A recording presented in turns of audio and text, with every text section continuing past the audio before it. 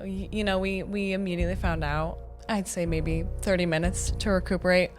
Immediate calls, texts. Okay, reach out to every one of my students. Make sure that they're okay. Make sure that they know the news. Our generation has never witnessed a political assassination, so seeing that was very shocking. Just couldn't really fathom that things like this would still be happening. We lost something, but I also think that his death was not in vain. You mentioned more chapters and people getting more involved. I think more and more people are not going to be deterred by this. I think it's going to spur them into action. Charlie Kirk was assassinated for speaking up. We live in Oregon. Violence has increased on the left. I just want to be frank. Are you nervous? Are you encouraged? Are you sticking to it? And I think right now at this moment, we are winning the culture war in our generation. And I do think Gen Z predominantly will be a conservative generation for years to come. Growing up with cancel culture, that was terrible. And especially being a kid in high school being like, oh man, I think like that guy, and he just got fired. And this also speaks to why more men are leaning conservative, is they're tired of that democratic and liberal rhetoric that you're racist if you do these tiny little, micro aggressive things. You're sexist if you do these, these little things. It's ridiculous. We're fed up with it. We're tired of it. Especially our generation. The cost of housing is huge. That's probably, if you ask me what my biggest issue is, well, it's really, really hard to buy a home in this state. In Oregon, as a young person, I feel like the state government's holding us back. Oregon's 48th out of 50th in business friendliness. It's really difficult for those, and there's a lot of entrepreneurs in Gen Z that have that entrepreneurial spirit that want to start businesses here, but look at how much they have to pay in taxes and how much money they'd lose by just beginning to start their business, and it's no way. It's time once again that we shake off the past and we begin to live not for the admiration of our ancestors, but we begin to live and to govern, those of us here, for the admiration of our descendants. And that's a state I think we can all agree across generations we want Oregon to be again. I certainly say, Madam Speaker, and I think Oregonians will agree with me. Political bodies exist to secure responsible government and to execute the will of the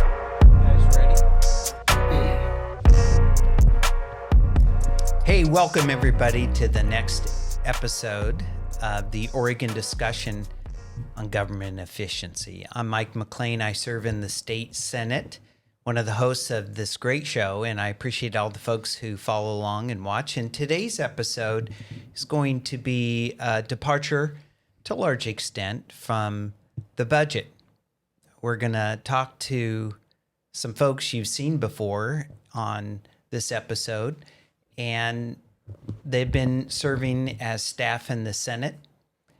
We've also interviewed one of them as backup at Dorchester.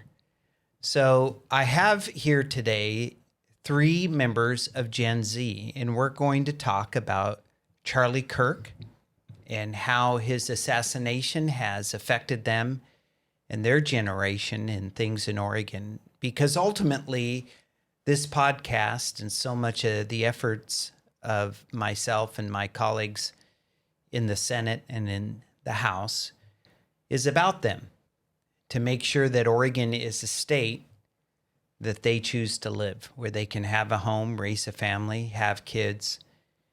So much of what we're doing really is about millennials and Gen Z, and today we're going to meet some folks. So first of all, thank you for being on the Oregon discussion on government efficiency. Now, some people just say Oregon D.O.G.E. But I want to welcome you and have each one of you introduce yourself and a little bit about yourself and what connects you to Oregon. And we'll start with you, Tanner.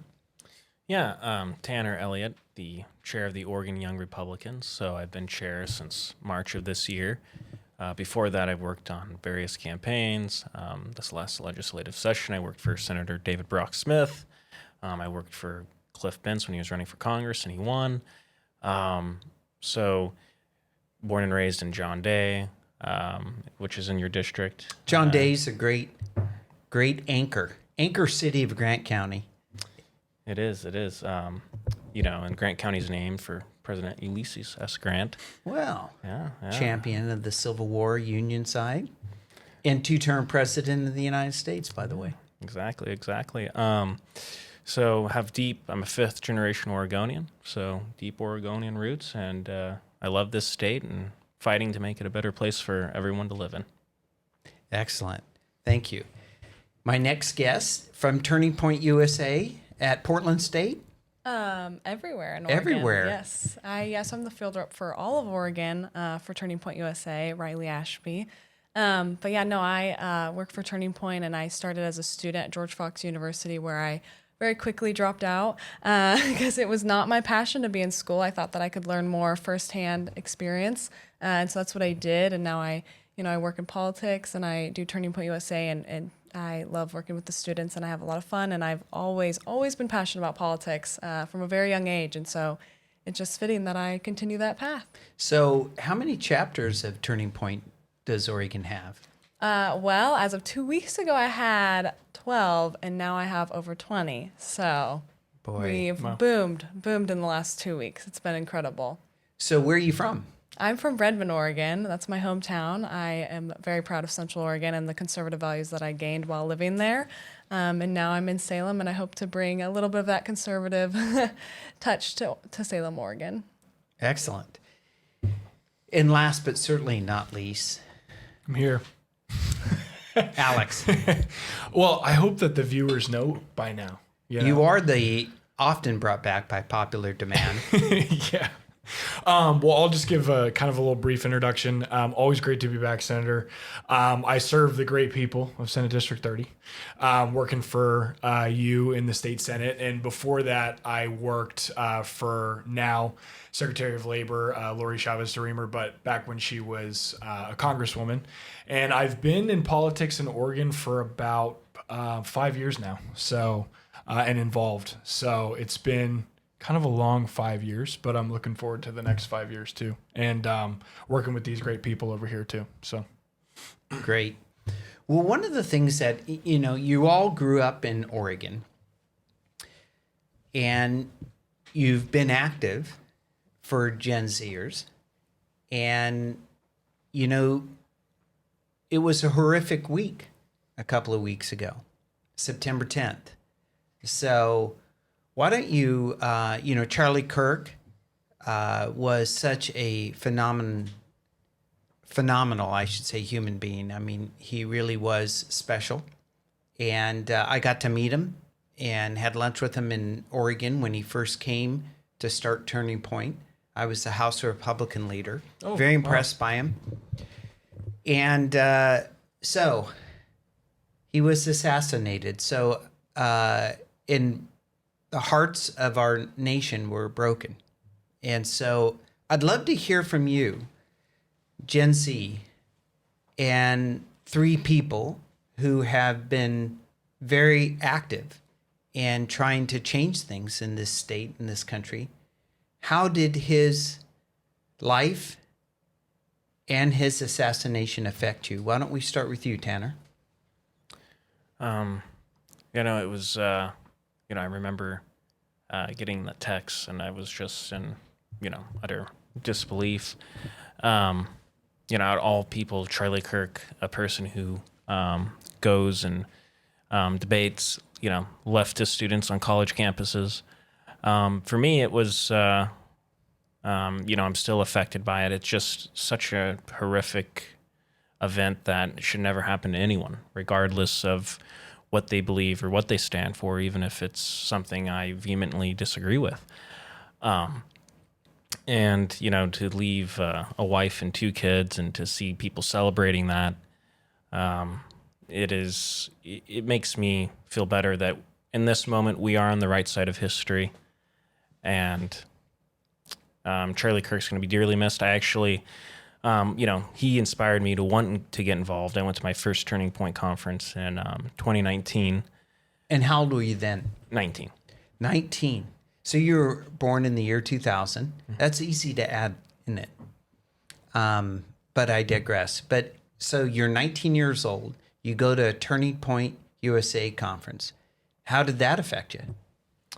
It was, for being an Eastern Oregon kid, never flying on a plane before until then, by the way. That was my first time. Flew all the way to West Palm Beach in Florida. And it was, in a way, a political cultural shock, I'll put it that way, just because of the access you have to people, like meeting, Ben Shapiro, Senator Ted Cruz, Kristi Noem, just the access that Charlie Kirk, through Turning Point, was able to give young people to national political figures that no one else, has ever done anything like that. There will never be another Turning Point. And I certainly don't think the left, maybe they don't even have anything like that, where young people specifically can go, all gather, all have the same set of common beliefs and principles, and be able to have access to national political figures and make national connections in the political realm. So, Riley, you got to work. You still work at Turning Point USA? Yes, yes. So, how did his assassination affect you? That may be one of the longest days of my life. We immediately found out, and we did our team meeting, team calls. We all called each other and immediately just surrounded ourselves with the team. And I'm part of like the Northwest team for Turning Point, and so there's myself and 5 other reps and our manager, and we all kind of just made sure that we were there for each other. And then after we had I'd say maybe 30 minutes to recuperate, immediate calls, texts. Okay, reach out to every one of my students. Make sure that they're okay. Make sure that they know the news. Just checking on them, putting them as my main focus and making sure that everyone in the community was okay and that they had someone to talk to about it. But I was definitely overwhelmed at first, and, I didn't really know what to think. And this was still at the point where we were just praying. Nothing had been confirmed yet, or at least not publicly. And I think that was very difficult for me to try to keep sending those messages and calling those people while trying to make sure that I was strong for them. Mm-hmm. And I think that was definitely a struggling point that day, but it was well worth it because the amount of love that I received from the community and from my students and from, just random people that I have no idea who they are. And they just sent me a sweet DM on my social media account or a nice text. And really most of them, I don't know how they got my information, but I don't mind at all. And they were just so kind. And then the vigils started to happen, and it was so healing, and it was really, really wonderful to see so much support in the midst of such a painful and chaotic time. It did, the vigils, even in Oregon, when I say even, but, because Charlie lived in Arizona and obviously was a Duck fan. And but it was, to me, very encouraging to see all this outpouring and so many people grieving that were just coming together. And, on Gen Z, on these students and so many of the folks, how did they take it? Most of them weren't quite sure what to think. I think a lot of us were kind of holding our breath in a way, not sure if we should be sad. I noticed that a lot of people, when they would come up and talk to me, especially at the vigils, they told me that they in a way felt guilty for being sad because they, would explain I don't know him. Why do I feel sad? I shouldn't be sad. I don't know him. But in a way, just the amount of, clips that people would watch of him and how many, podcast episodes they would listen to him speak and how many events that they would attend, we really, in a way, we did know him. And he made it a point to know everyone that he interacted with. And I'm sure you meeting him in person, I'm sure you felt that same way. When I first met him, that's how I felt. And I'm I'm just your rep. You don't need to spend the time to know me, but he did. And I think that was so impactful for people, even just people who would listen to his podcast just randomly. I think that really impacted them. And I'm that's why you were so impacted by him and why you're hurting, is because that's one point, but also it could have been any of us. When you are so bold to use your right to free speech, as you should, it shouldn't be a thing where you're scared. because you might get hurt or you might get, Right. you know, killed for it. And Charlie did. And, you know, we're very thankful, all of us, for his sacrifice. But I think that's why people took it so hard, is they, you know, they couldn't understand why they were feeling these feelings, but it's absolutely justifiable and everyone should. So, Alex, how about you? How did it affect you? Well, disbelief, right? I couldn't believe what I was seeing. You know, I saw the video and everything, and our generation has never witnessed a political assassination, so seeing that was very shocking. Kind of, when I think of those things, that's very 1960s-ish, even, you know, 1860s, right? That just couldn't really fathom that things like this would still be happening. But, you know, we all are on social media. We all, you know, have those feeds.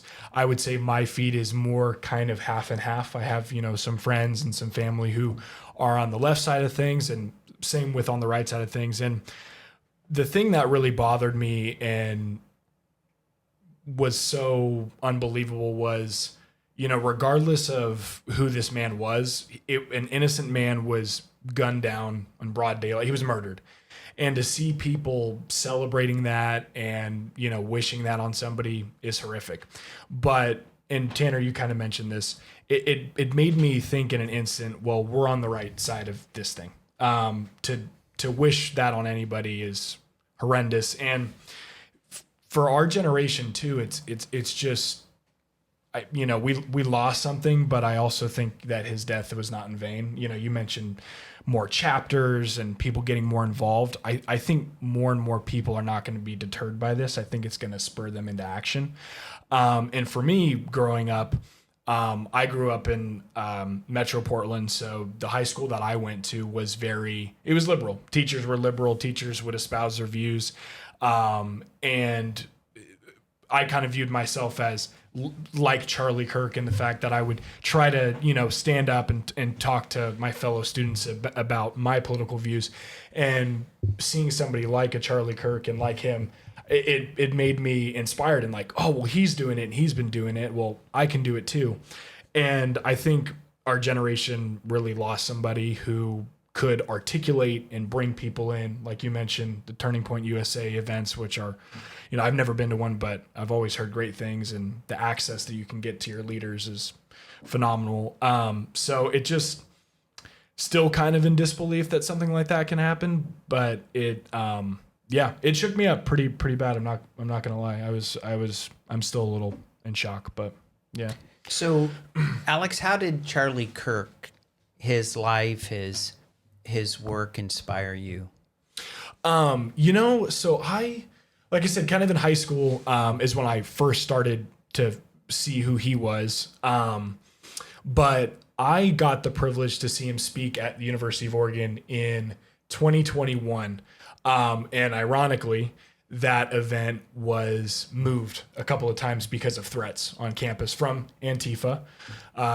And going in, and this is when I actually had just started working for Lori on Lori's congressional race. And I always knew I wanted to be in politics, and I always kind of watched him and followed him and Trump and all that stuff. But when I got to see him speak, and almost everything that he said, I agreed with.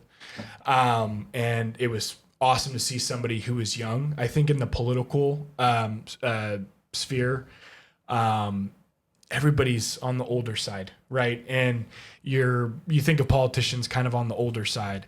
And so seeing somebody who was young, who was spurring people into action, that just made me kind of double down on Lori's race. But I actually learned a lot of things from what he was saying and what he was doing, and just kind of tried to take that message forward in the work that I was doing for Lori and the engagement that we were doing, whether it was a volunteer level or with, you know, the digital aspect of what he was doing. We tried to incorporate that into the campaign. So I feel like I learned a lot from him, and he made you want to get out there and do it because you saw somebody who was young who was doing it too. So, Riley, how did Charlie Kirk, his life, his work inspire you? I mean, I dropped out of college for him, not for him, but I definitely was highly influenced by the things that he taught and how he lived his life. I mean, I wouldn't have my job and my career if it wasn't for Charlie, so I'm very thankful for that. But no, he very much inspired me with his faith specifically, and just getting to, I didn't interact with him a whole lot, but the times that I did see him, he truly lived out what he spoke, and that was very, very inspirational for me. I mean, it still is. And I think that's probably one of my top things about Charlie that really inspired me. And then just the way he carried himself and was able to speak in front of people. It didn't matter if it was 5 people or 100 people. He would speak to each and every person in that crowd the exact same way. And that's very, very interesting. And I like that a lot. Did you watch the memorial? I was there, yeah. Oh, you were there. Yeah. All Turning Point staff, we went out and Wow. we flew out and we worked it, and we got to help, put it on, and we got to be there, and that was incredible. It was all the emotions hit all at once. Especially when Erica came on stage. That was, when she got up there, I knew I was gonna cry. I think everyone in the crowd knew we were gonna cry. It was a mutual feeling, and it just everyone that spoke, they honored Charlie in a very, very beautiful and respectful way. And it was an honor to get to be there in person and to see all of that just come to life. I mean, that was planned in 9 days. Wow, it was an incredible feat. I watched the entire thing, and I started watching it an hour before, and there were worship bands up there and singers, and I was with my wife in Powell Butte, and we watched the whole thing together. It was inspiring and a testament of faith. And obviously, he was a man of deep faith in Jesus. And then to have Erica Kirk be able to say, I forgive you because that's what Jesus, would do in Charlie. Look, there's going to be justice done by our civil government. That doesn't speak to anything like that. But to make the commitment to say, I'm going to, even in this moment, follow Jesus with forgiveness, it was amazing. I can't imagine what it was like to be there. I mean, just even on the TV, you just almost at times got goosebumps with, talk about being in a place where the Holy Spirit is, right? What was it like inside? The first 2 words that I immediately thought of and remembered were the amount of surrender and peace that I felt in that room. When Erica said, I forgive him, the room you could tell there was this weight that was just lifted off of everyone's shoulders. And the room immediately just relaxed. And then when we were singing the songs and the Amen line came on and the very famous clip of everyone singing it in unison, that was probably one of the most surreal moments of my entire life. Just watching, thousands and thousands of people sing that line together in unison was beautiful. And everyone from Turning Point, we all kind of, we were recollecting our thoughts afterwards and just kind of discussing, and just the amount of just pride that we felt, and good pride, not bad pride. Right. Good pride that we felt that we were a part of something that did not incite violence and did not choose to go just with anger and with violence. And we decided instead, we're going to worship God and we're going to make him our number one focus, because that's what Charlie would have done. And that's the honorable and the good thing to do. And I'm very, very proud of that. And Turning Point has done a phenomenal job staying with that. And, we're not going to ever stop doing that and making sure that that's our focus. Tanner, so what inspired you, I should say, about Charlie Kirk's life and work? Yeah, for starters, definitely how to have a respectful debate and conversation with those you disagree with. Charlie, as Riley said, treated everyone the same. Even if you attacked him and said, an outlandish insult. He treated everyone respectfully and with grace. And I also say that Charlie, helped me become closer to Christ, and also just staying strong in your conservative beliefs, even at times when it's not popular, times when it's not popular on college campuses or, amongst your peers at high school, or in pop culture in general. We have all of these celebrities, embrace all these progressive ideas.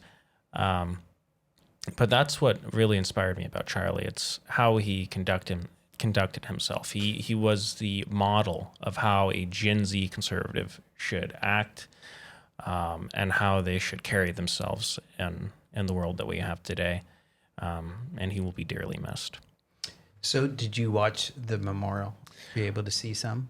I did watch. I watched Erica's speech and then the president's, and then also saw the singing and some of the worship. And I knew that Rille went down there, and it was just it was truly that was inspiring just to see how many people were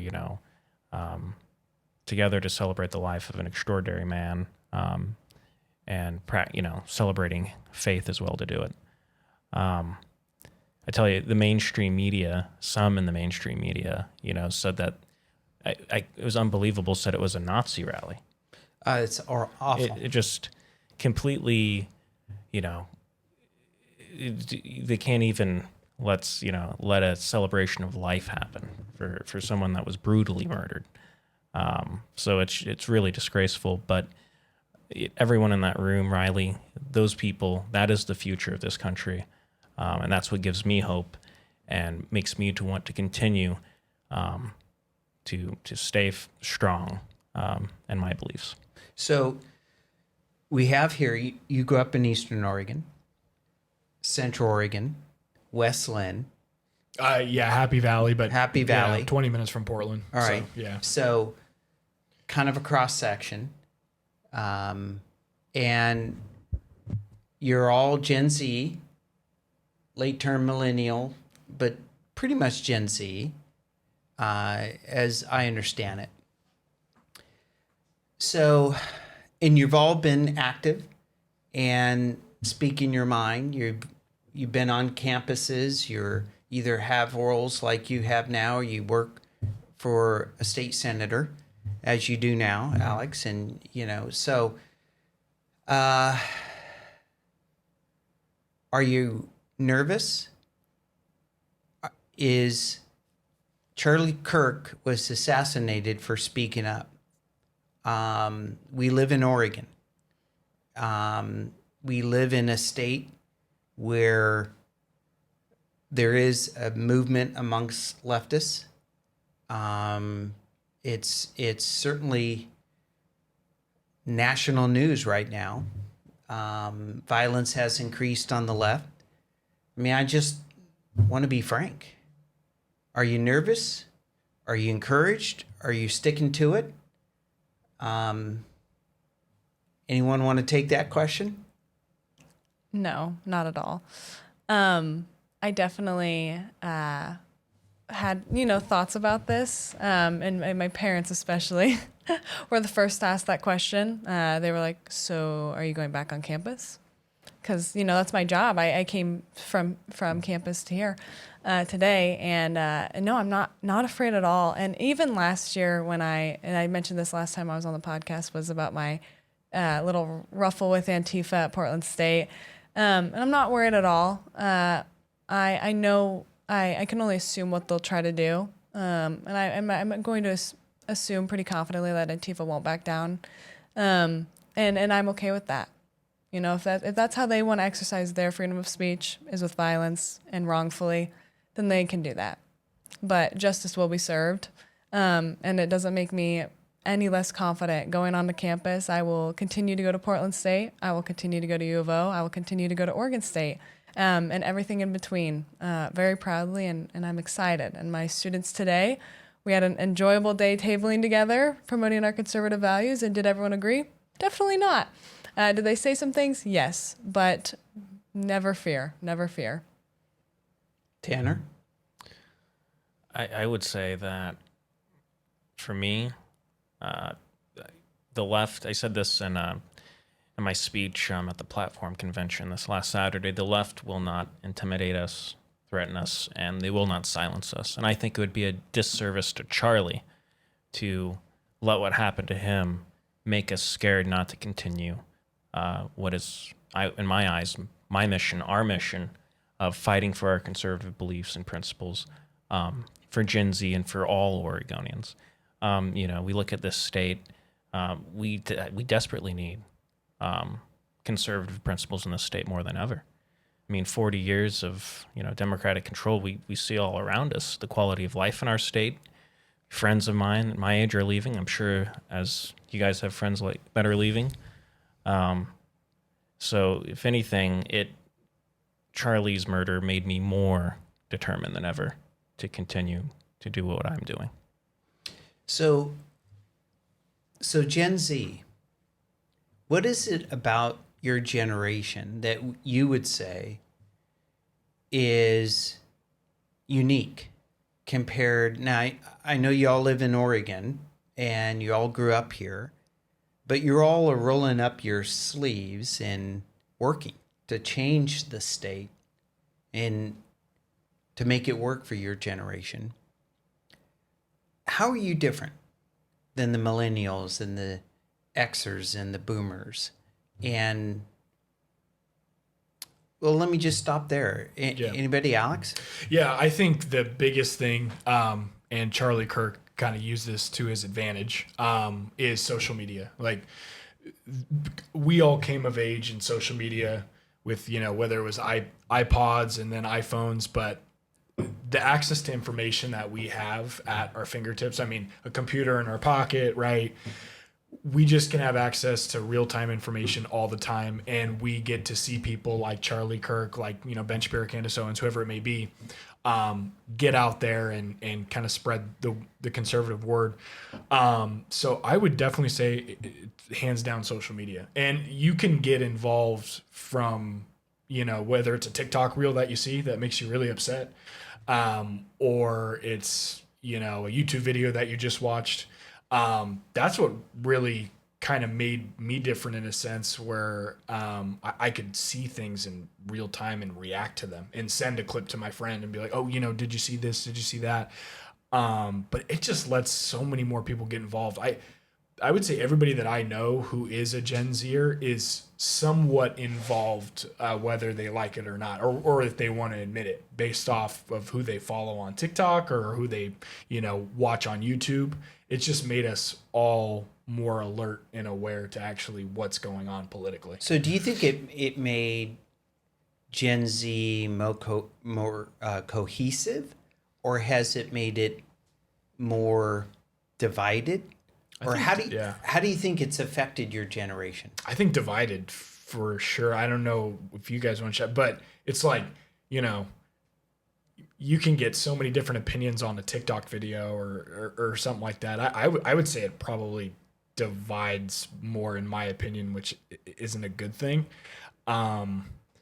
I mean, I'm sure you guys have all had your experiences too with friends or even family who, at Thanksgiving are like, did you see this video? Trump's doing this and this. And, it's like, well, and we don't have 3 news networks anymore, right? That's another thing too, that folks from other generations, I remember my aunt was saying, well, when I grew up, we had 3 news stations and Walter Cronkite was king. It's like, we have so many outlets and to get our news from that can push us and pull us in all of our directions too.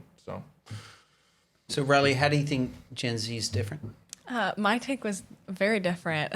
Actually, I went more of like the kind of personality sense. Is I think that Gen Z is we're a little bit more entitled, I guess is how I'll put it, than other generations in the past. We want the American dream without exactly wanting to work for it. A good majority of us. I will not say all of us. I mean, given the 3 of us right here are willing to work for it. But I think that we grew up in a time, I definitely think it was highly influenced by social media. I think that's a leading factor to it. But I saw it more as we're different because a lot of us, I noticed that, especially just speaking to students on campus every day, they want what they want, but they're not willing to think about how they're going to get it And if it falls on them, they're going to just deny that it falls on them. They're like, no, actually, I'm just going to get that because I want it. I'm like, well, how and why do you want that? And we just don't ask that question as much as I think other generations did. And I think that kind of makes us a little bit different. Yeah. Do you think, raise your hand if you were alive on 9/11. In a crib. So how old were you on 9/11? I was 2001. Yeah, I was 10 months old. 10 months old. Yeah. Tanner? Year and a half. Year and a half. And you weren't born yet. I had 3 years to go. Yeah, 3 years. All right. So it's so interesting that our world, the post collapse of the Soviet Union, and when I think about things that affected, and then of course 9/11 came and it affected those of us alive in Gen X. Although I'm the older end of Gen X, I'm not a boomer, but it affected us dramatically, and you, all three of you, have really no memory of that, right? That's like asking me about, World War II or President Kennedy.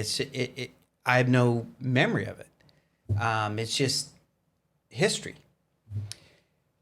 So you all three of you, and Gen Z grows up post 9/11, and then there's these handheld devices, right?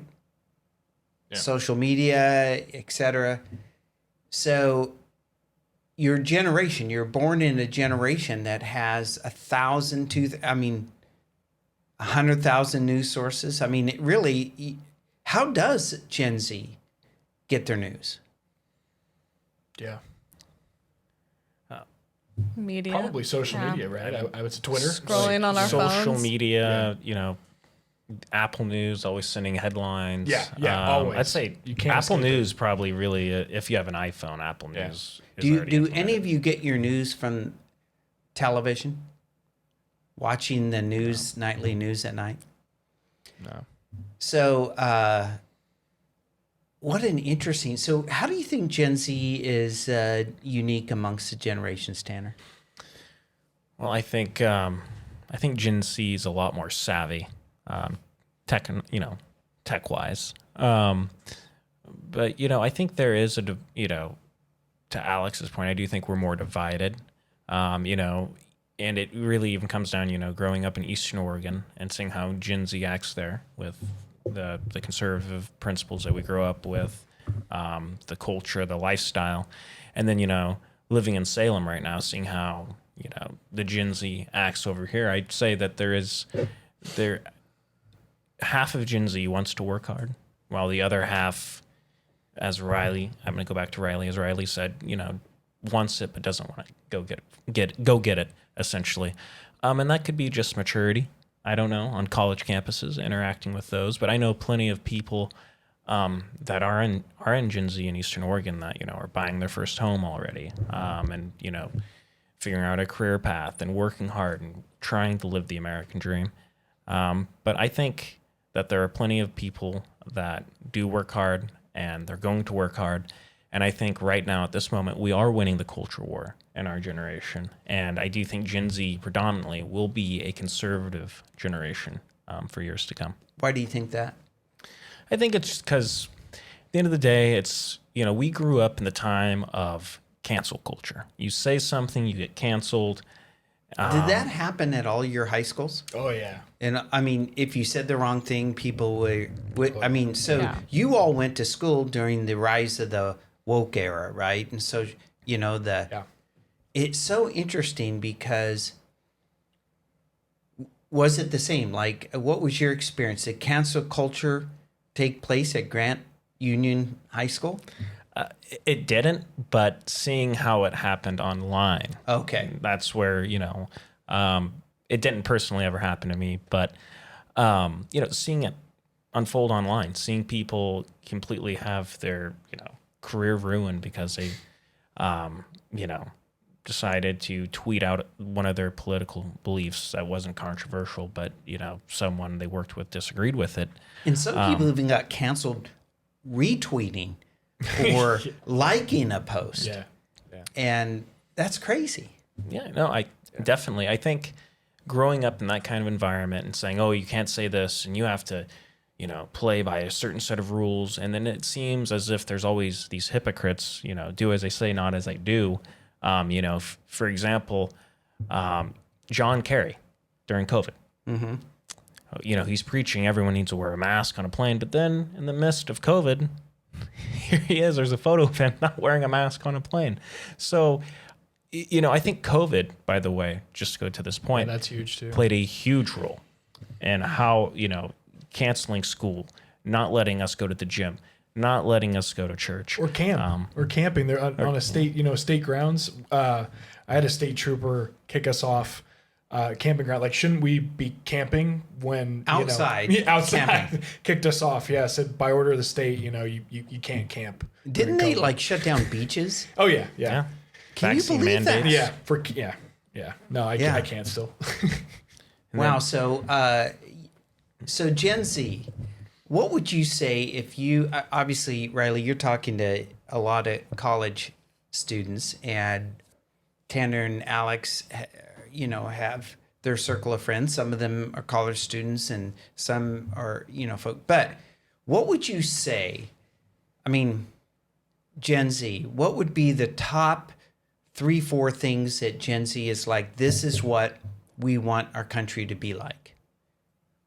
It's a really good question. Riley, I'm gonna pick on you. Yeah. Because, Well, I hear a lot of things on campus. all right. A lot of things. The main thing that I hear all the time is socialism, which is heartbreaking. from college kids. Yes.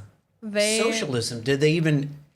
What do they mean by that? I mean, that's a word, but do they even know what? I don't think so, but how they explain it to me is kind of what I mentioned earlier, and that's probably where this comes from, is just seeing this all the time on campus, is specifically I've had a lot of Portland State students, a lot of U of O students come up to me and say, well, if you make more than me, and they always assume I make a lot of money, I don't know why. But they like, you're Turning Point. Ooh, you guys are rich. Yeah, I know. Exactly. But they did before they even know that I work for Turning Point. They're like, well, you should pay for my health care. And I'm like, why? And they're like, because I shouldn't have to work and go to school. I should get free health care and the government should pay for it. And then I will try to explain to them how taxes work. And where that money comes from and how you get money to pay for healthcare, free healthcare, and then the conversation usually ends. And that's one of the biggest issues I see is at Portland State specifically. I think I was on campus for about 3 hours, and I had 3 conversations that were exactly the same about socialism. They would come up, say, socialism is good, because I have a sign that says dump your socialist girlfriend, because it's hilarious. Big government sucks. Yeah. That was one of Charlie's first, the phrases.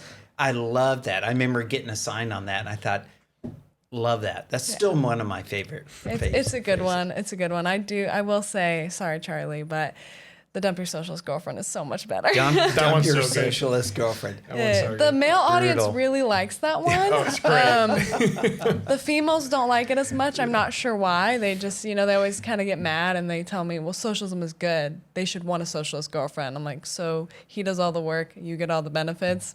I don't know. It's so interesting. Is there a gender difference amongst the politically? Yes. I think so. Yeah, 100%. I definitely think so. Well, Yeah. all 3 of you agree.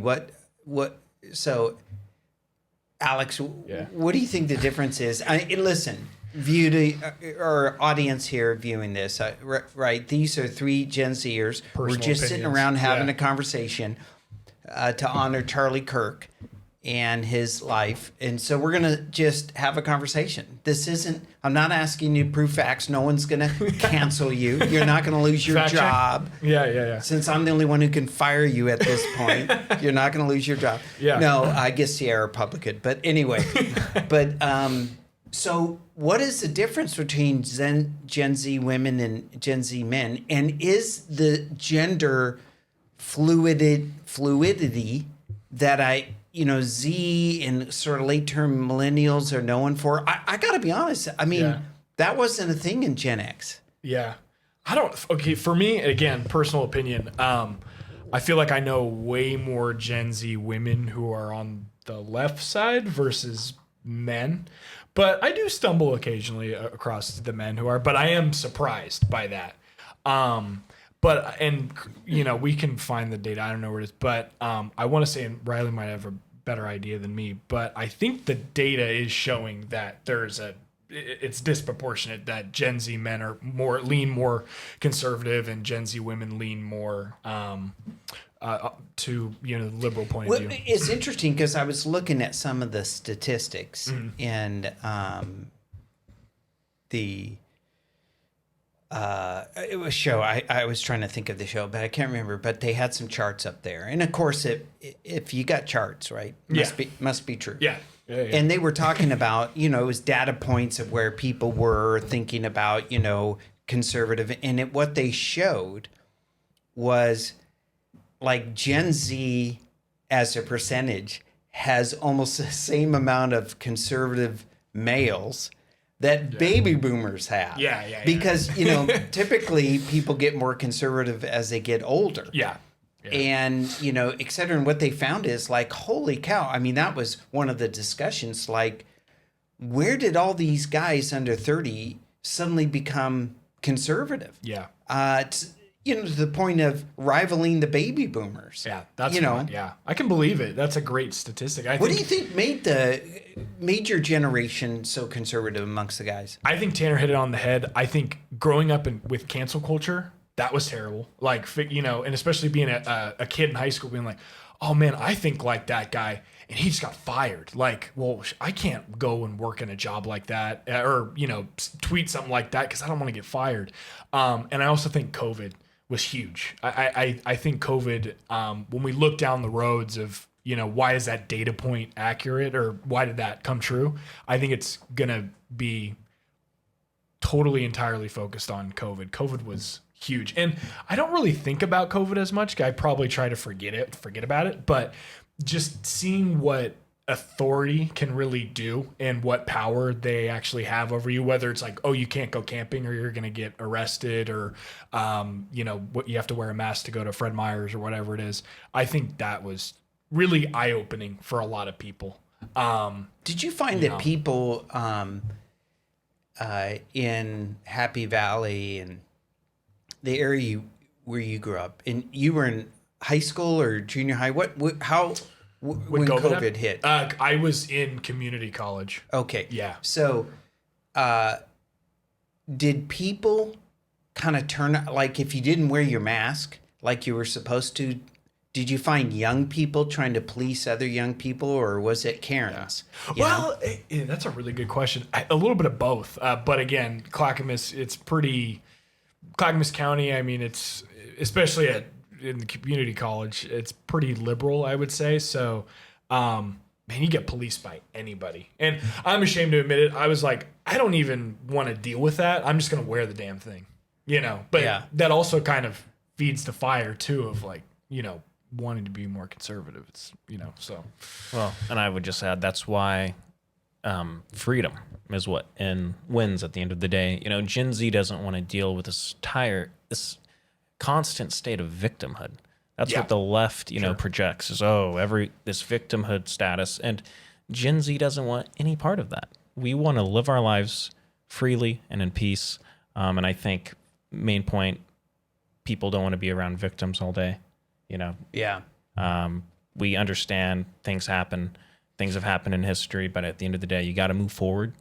And so I think freedom is the main point I'm making here. So you're the chair of Young Republicans of Oregon, which, great organization, just had a very successful big event where all sorts of, politicos and people were there. I saw it on social media. I had a commitment. I already, as I told you, I couldn't come over. I'd have been there because it would have fun time.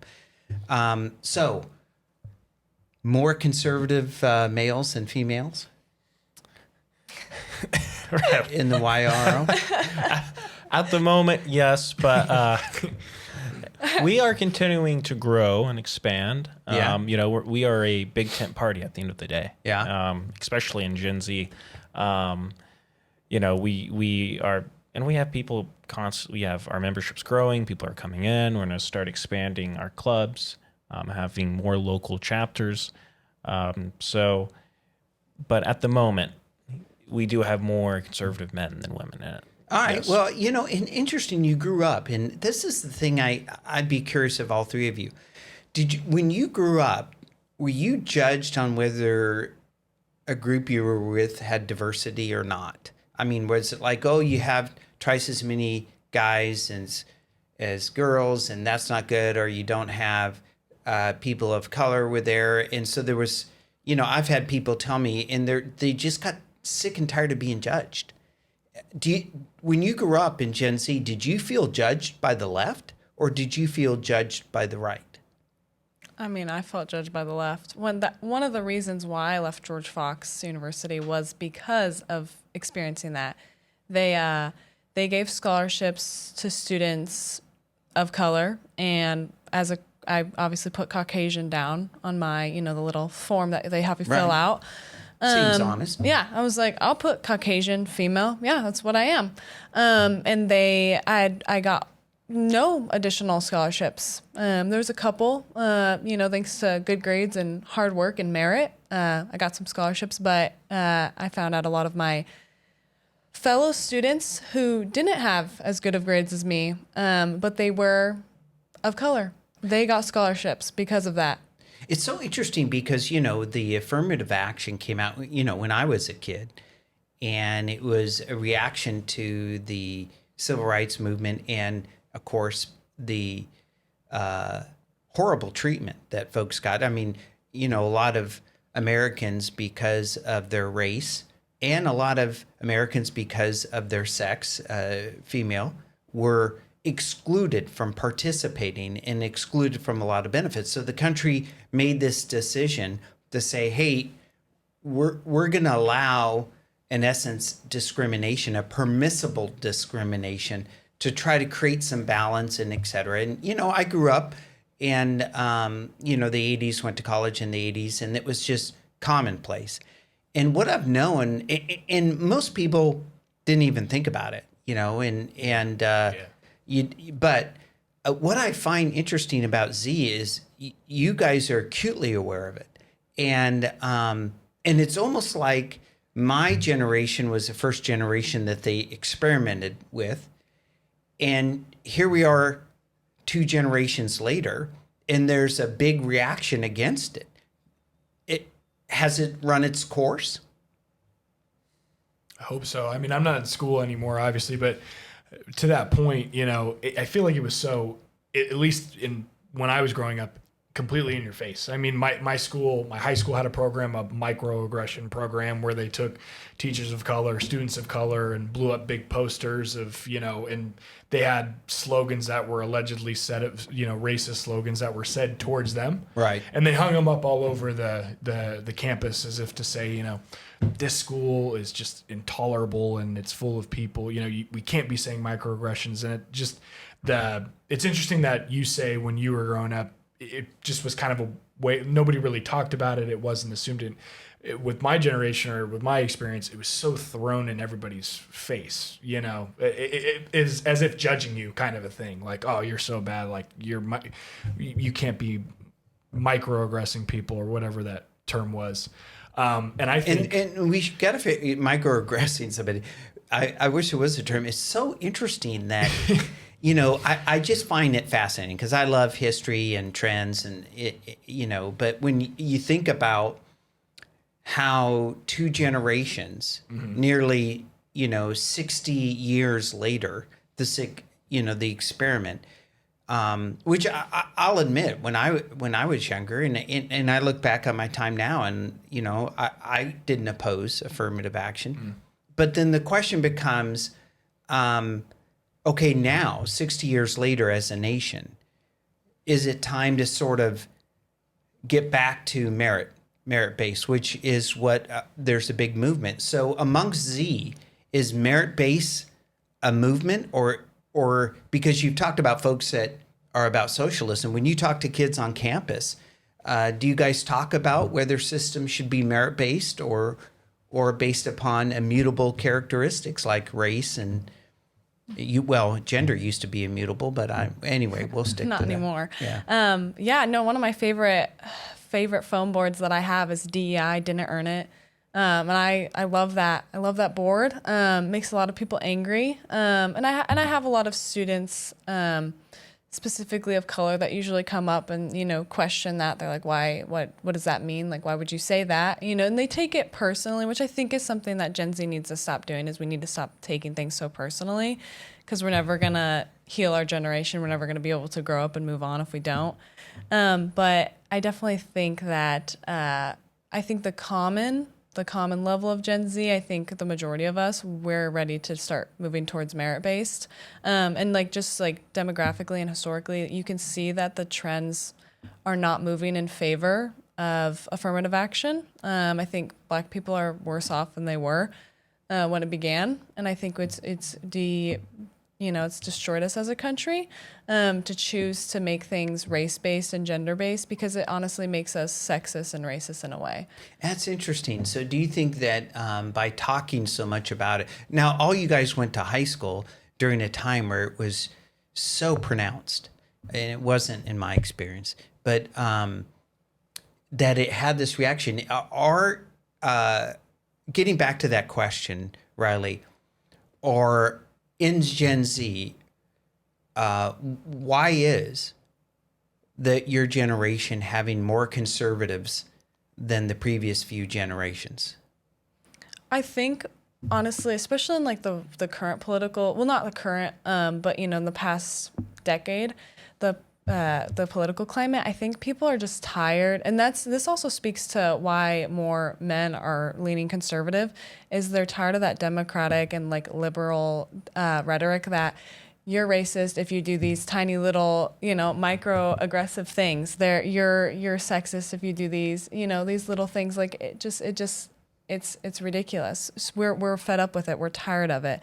You can't watch my words. You can't tell me what to say. You can't say that there's off limits words these trigger words, right? Right. Is a common term that our generation uses. And I think that's something that's pushing Gen Z away from that ideology, is we're like, well, why can't we say that? It does, and then the reasoning is because it's offensive. It's fully based on feelings. It's not based on anything real or substantive. And Gen Z, we're thriving. We're striving for something real. We're looking for that, and just the democratic and liberal policies don't hold up.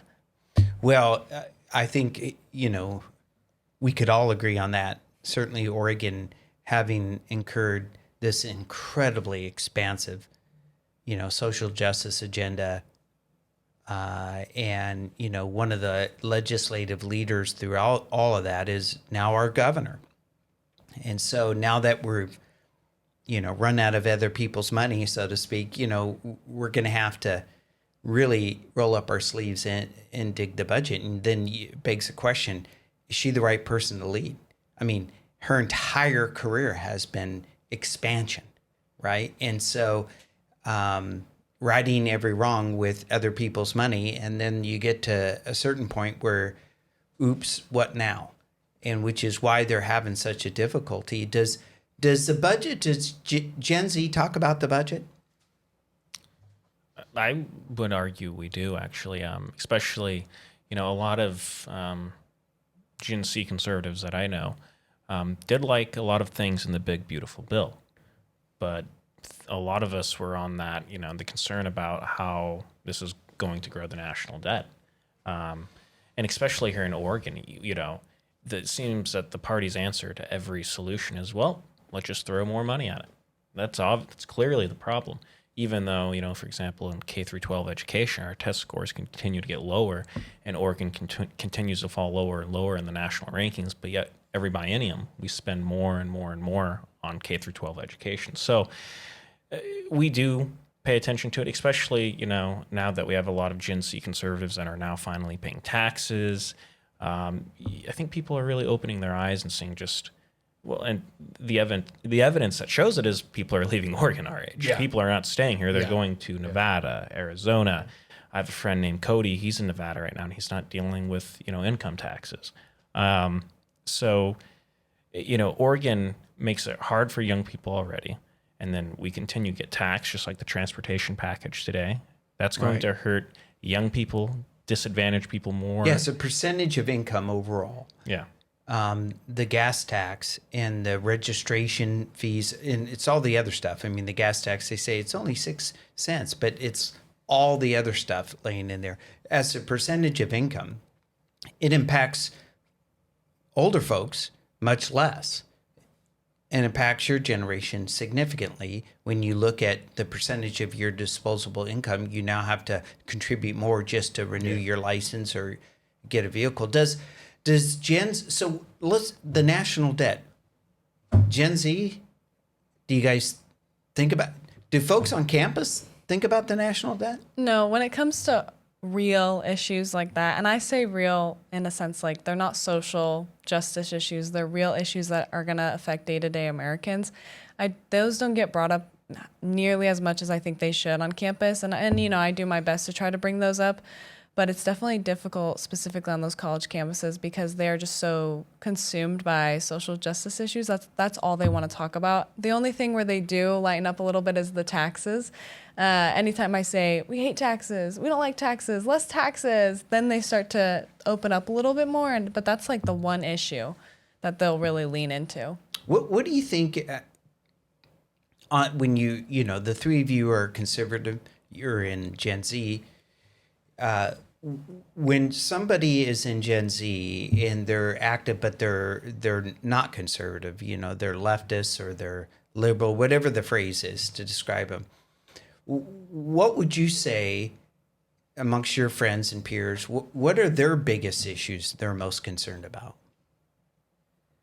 Identity politics. Identity politics. Just coming back to, hey, I come from oppressed people. I may have been raised in a home that's 3,000 square feet, had my own room, paid for everything in my life, but I want to be. Why? Is there currency? Is there value in coming from oppression? Yeah, there absolutely is. I think in our culture today, I think less now. I think, what's happened in the last year politically, Trump getting in office and just this conservative movement blowing up, I think it's less. But I do believe that it's a major currency to say, oh, well, I'm a person of color, even though I grew up rich. Just because, you leave out the income part, you leave out that part. And that's what I notice is with the affirmative action that we were discussing is the only one that I support would be a federal student aid. As long as it's not based on race or on sexual orientation. Income? Yeah. I think it should be income only because we've just made it okay and then a positive for students to and young people to use those identity politics to their advantage. And I think that is very twisted and it shows a lack of work ethic and morals. So, Alex, in your peer group, what do folks that are left of you politically, what are they most concerned about in the Z generation? Yeah, I think Riley hit it at the nail on the head, but we deal with these two issues every election cycle here in Oregon, and I would say they're not really that important of issues to the extent that what's happening here won't be changed by them, and that's abortion and Trump, the Trump factor. I know, if it's women who are Gen Z, that abortion stuff just really digs at them. Well, I will never vote for Christine Drazan because she supports abortion. And I just can't do that. Or you're a Republican. Well, you must just praise Trump. I think those are the two issues that they care about, which is unfortunate because there are so many bigger issues that affect your everyday life here, especially our generation. The cost of housing is huge. That's probably, if you ask me what my biggest issue is, well, it's really, really hard to buy a home in this state. And the taxes, right? We get taxed so much. And that's what through this podcast, what we're trying to do too is show people the other issues, the budget issues. Well, this is what's really affecting your everyday life, your ability to, get a home and start raising a family. And the, abortion issue, I mean, that got beat to death. We know that that's in statute here in the state of Oregon. That really can't be changed here, and Trump presidents come and go, right? And it's so frustrating to me because, and when I engage with them and when I talk to them and I try to explain them about these numbers and about the budget and all this stuff, they just simply don't want to hear it. It's just Trump and it's abortion, and identity politics always gets thrown in there too, to an extent. So yeah. Well, Alex hit the nail on the head there. Every election cycle, it's abortion, abortion, abortion. We see the ads. Republicans want to take your right to abortion away, and it's just, even though they've went as extreme as you can get on the issue of abortion. You can get an abortion in Oregon all the way till the 9th month, and Governor Kotek says, or as Gen Z's calling her Governor Kotex now, says that fits Oregon's values. So that is. Abortion is the biggest thing that I see Gen Z leftist caring about, as well as Donald Trump and his attitude and his demeanor, and the things he says that they find offensive. Mm-hmm. Which arguably, people do find things the president says offensive, but that is what makes this country so great. Is the president's able to say that, anyone's able to say anything, freedom of speech. But I think that things will change because the left at the moment is in my opinion, is on the wrong side of every 80-20 issue in this country right now, where 80% of people think, yeah, that shouldn't be this way. And they're out here preaching what the 20% think. For example, I would say that House Bill 2002 from the 2023 legislative session, taking away parental, rights and control away, saying that a 15-year-old can go and get a gender reassignment surgery without parental consent or knowledge. 80% of the public is against an issue like that. They don't think that, they believe in parental rights. But yeah, abortion is the biggest thing as a Gen Z conservative in Oregon that I hear from the left all the time. So statistically, it looks like in other generations that women are less conservative than men. So in Gen Z, what is, Riley, in your opinion, personally or talking with young women, what keeps them unwilling to form political coalitions with conservatives? I'll say this. I do think it's the abortion thing. I think that's one big issue, but I also think it's just their victimhood and at the same time entitlement. And I do really think those can go hand in hand. They feel like they are entitled to be a victim when they're really not. Because I notice that a lot of females that I interact with, kind of on the left side, it's very woe is me, and it's always my fault that I hurt their feelings, and always my fault that I'm not promoting what they think I should be promoting instead of them promoting it themselves. And I notice that is something that they usually focus on and kind of holds them back from wanting to choose those conservative values, is they think that their rights are going to be taken away and that they're not going to be valued if they do switch to the conservative movement, even though, I view the conservative movement as elevating women and in our strong suits, and that we do have differences from men, but those are beautiful and good. And I think that's something that women on the left really struggle with. They really, really crave that equality. And I think if they have that decision to make of, okay, am I willing to let this go? This need to be equal, quote unquote equal, in order to be happy and to pursue a family and to pursue a relationship that's healthy. And they just, it's that blockade where they feel like they're giving up this power if they do choose to accept conservative values. So what is Gen Z? What are 3 members of Gen Z conservatives, what are the top 3 values that you believe unite you? Love this country, for one, right? We all love America very deeply and, believe that it's the greatest country on earth. I would say that that's a first one. What else? Faith, Family values. family values. Sure. Yeah. I want to improve our country and improve ourselves. Yeah. Exactly. I would say, what's in the preamble of our Constitution to make a more perfect union.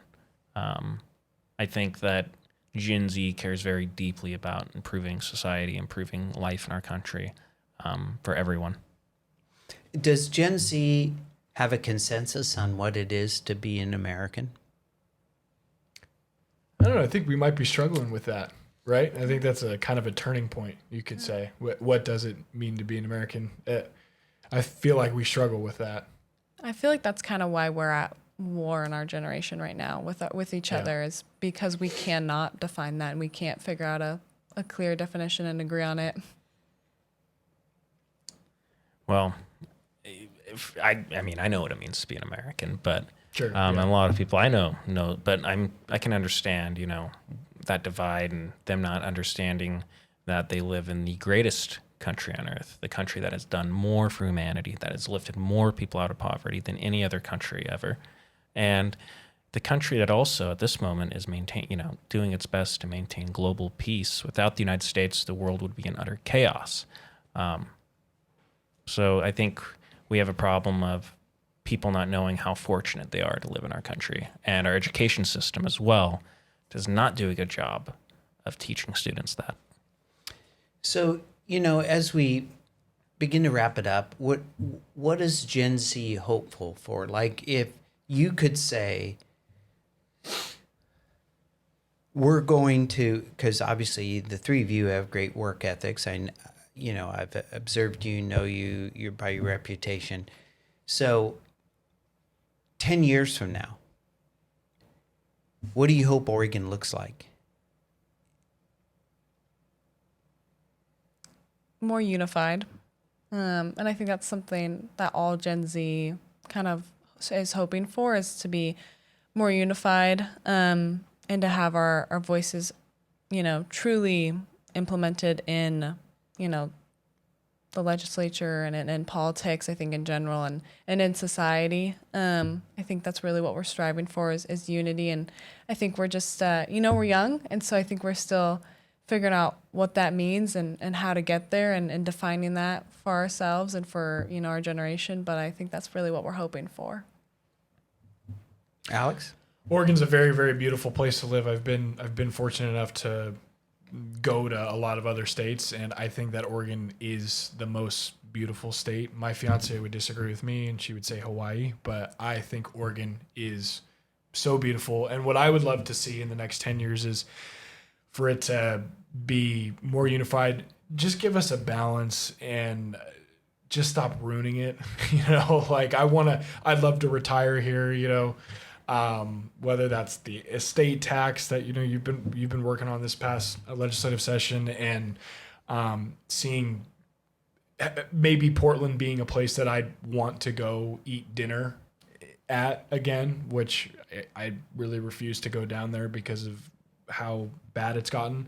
But I want to stay here. I want to live here. I want my kids to grow up here. So I would just love to see it just a return to normalcy, I guess, because it's just gotten so out of hand, and it's sad. But I do have some hope still. We're young, like Riley said, so I do have some hope. Tanner? I would say I would hope that in the next 10 years, the Oregon state government gets out, cuts taxes for young people, cuts the red tape regulations that prevent us from being able to afford a home, and just gets out of the way and gives us a shot to actually succeed. Because at the moment, in Oregon, as a young person, I feel like the state government's holding us back. Oregon's 48th out of 50th in business friendliness. It's really difficult for those. And there's a lot of entrepreneurs in Gen Z that have that entrepreneurial spirit that want to start businesses here, but look at how much they have to pay in taxes and how much money they'd lose by just beginning to start their business. And it's no way. Oregon is in a state of decline. And I hope in the next 10 years we get out of that. I hope to see safe neighborhoods, no people shooting up drugs on a public sidewalk or at a park in front of kids. I don't want to see that in the next 10 years. I would hope to see that we have a governor that doesn't disenfranchise rural communities just to get her way to score some political points for her labor donors. I would like to see a more unified Oregon, and an Oregon that is beginning to lead the nation again. Well, thank you. We honor Charlie Kirk's work in life. The three of you are honoring Charlie Kirk by continuing to advocate. Free speech matters. And, you know, I don't know if your generation will get over his assassination anytime soon. You probably never will. You'll always remember where you were when you heard about him being shot and then when he died. And I think every generation is shaped by that, by a defining event. And frankly, I think your generation at this point is shaped by not only his assassination, but is being shaped by what he lived for, what he worked for. Free speech absolutely matters. I'm very encouraged. All three of you are staying engaged. You know, so much of my generation is working, and a lot of times we talk about, you know, who it's for. So I really appreciate the three of you being here because we're working for you, for your children, and we want Oregon to be a great state. We want it to be the envy of the nation. And I think everyone's a little tired of being judged by the left. Yeah. Whether that happened in high school or it's happening in other parts of your life. Cancel culture has no place. And no one wants to be judged. And to have someone with a certain arrogance and a moral superiority dismiss you in your views and your passions as and label you. I want to ask, speaking of labels, raise your hand if you've been told you're a Nazi, right? I just think about the three of you and how hard you work.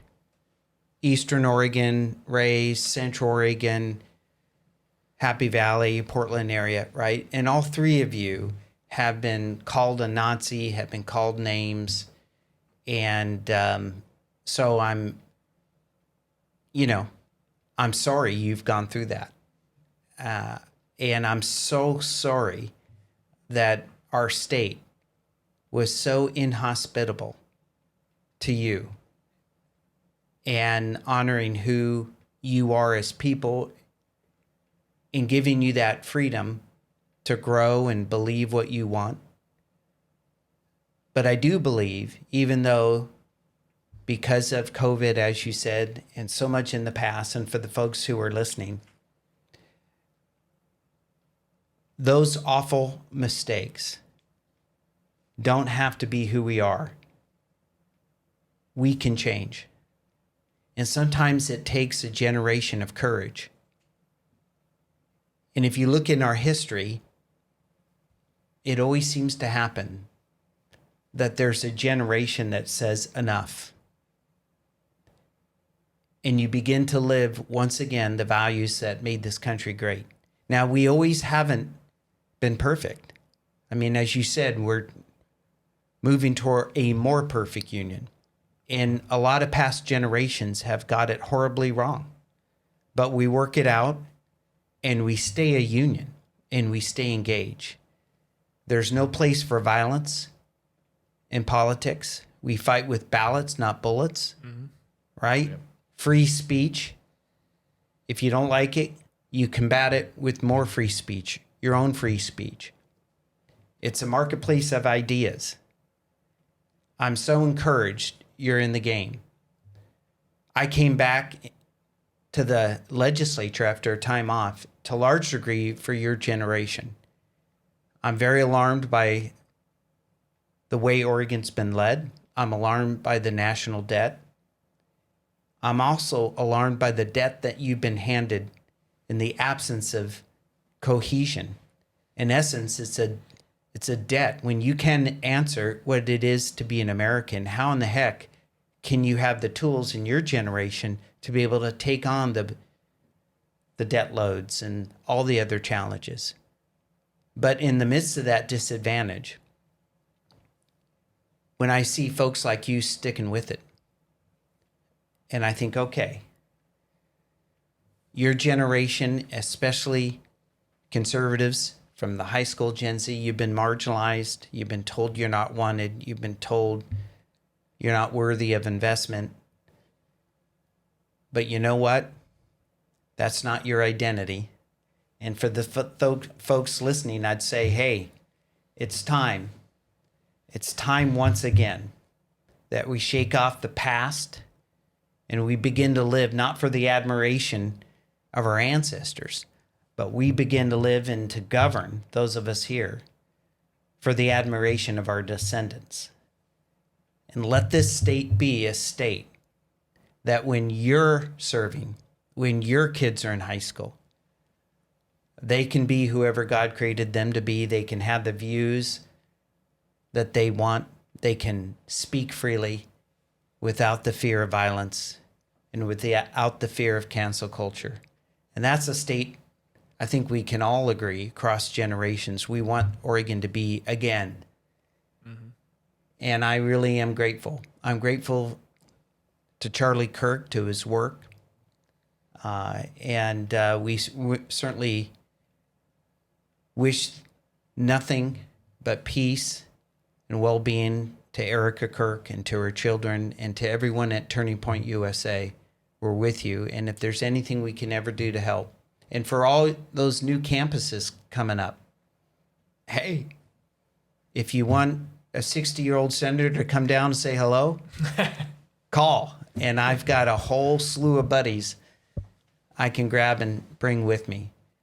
And some of them are Democrats, because I will say that this desire for a more unified state is not exclusive to Republicans. Mm-hmm. There's more and more of us coming on, many who aren't affiliated, many independents. It's a growing recognition that it's time to settle down and get back to being who we are, that shining city on a hill.